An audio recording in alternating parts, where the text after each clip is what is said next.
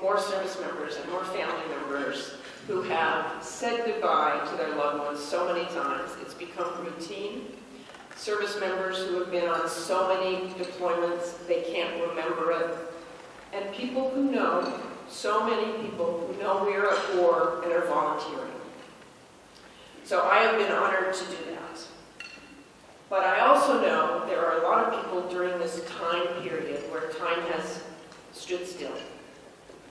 There are the wounded who we are honored here to have tonight, who I was just sharing with my friend Renee Bardorf, who does a lot of help with the wounded. We were talking about a Navy corpsman who was wounded, and he had his child, his daughter, born right after that. He is still in a wheelchair. His daughter is now 6 years old. So she has grown. His life has changed forever.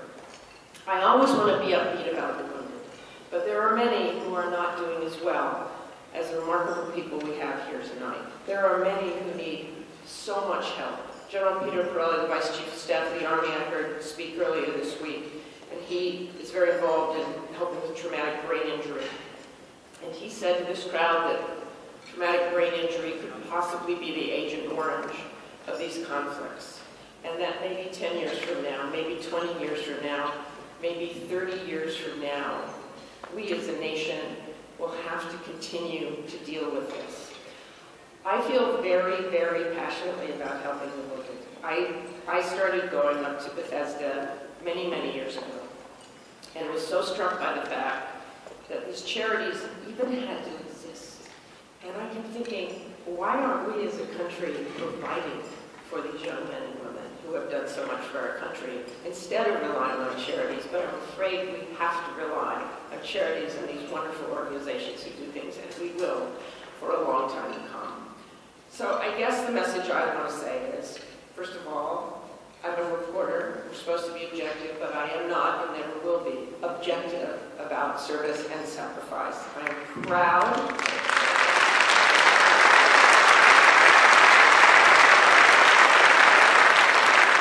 to be around the people I've met over the years, and I want us all to remember that this Veterans Day is lifelong, that all of us need to help our veterans and our wounded, especially for these conflicts, for the rest of our lives. I know you in this room remember every single day, but tell others, bridge that gap, help bridge that gap between our service members and the civilians out there who need their help. And you in the military, I know it's harder and harder because you can separate yourself from society as well. You can feel like nobody cares. Everybody here cares. You in the military help us bridge that gap to the civilian world too. We want to talk about you. We want to tell your story. We want America to care and are doing the best we can. And I know that I, for the rest of my life, and I do not say this lightly, will do whatever I can to help our wounded, to help our service members returning, and I hope you all do too. And I thank you so much for what you've done already. And we are so, so proud of our service members tonight. Thank you so much.